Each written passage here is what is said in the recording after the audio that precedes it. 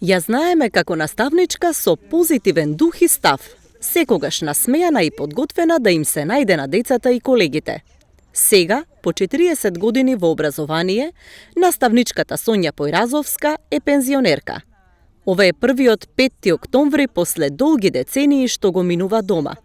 Вели, тешко е да се навикне на новиот ритам, затоа што учителскиот позив е нешто што го обележува целиот човеков живот, дури и кога не е повеќе во училницата.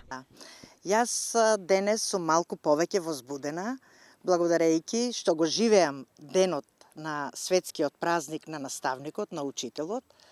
Се чувствувам возбудено зашто не сум меѓу учениците, ама се чувствувам како да сум голем дел од образованието. Инаку ме прашавте како се чувствувам како пензионер. Се чувствувам малку возбудено за почеток. Можам да кажам дури понекогаш и се чувствувам и тажно. Секогаш ми навираат мислите за еве сега започна часот, еве сега е време за одмор, сега што прават моите ученици, како се и така. Понекогаш помислувам на колективот, на колешките, на смеите, на шегите, па и на загрижувачките моменти што сме ги имале во нашата работа. Денот го поминувам активно, активирајќи се во домот, околу моето семејство, сакајќи да им помогнам, сакајќи да бидам во корист, како што и сум по природа човек што сака насекаде да биде во корист, и така.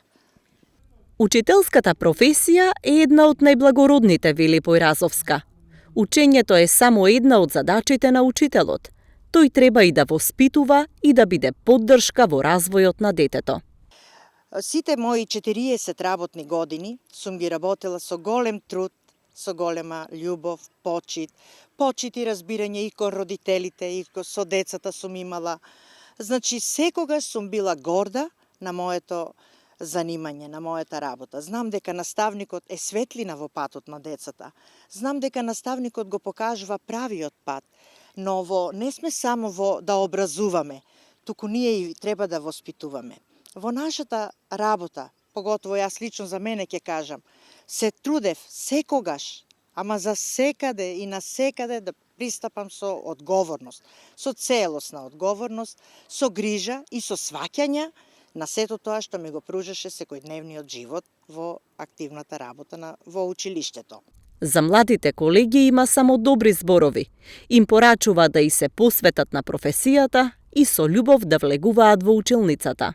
Младите и децата, и родителите, младите наставници, секако имаат посебни, поразлични сваќања од нашите.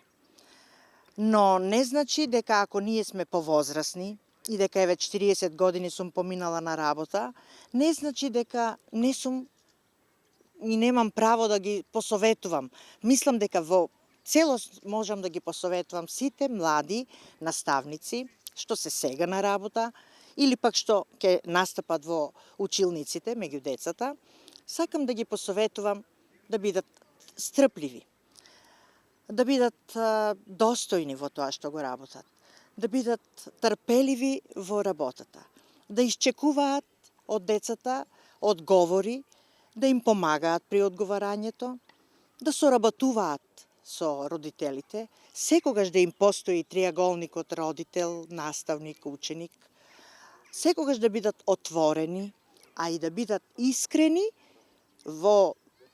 за време на часот со децата, пред родителите и да соработуваат порака голема. А посебно, секако многу подготвени за на час. Сегашната настава барем пружа се.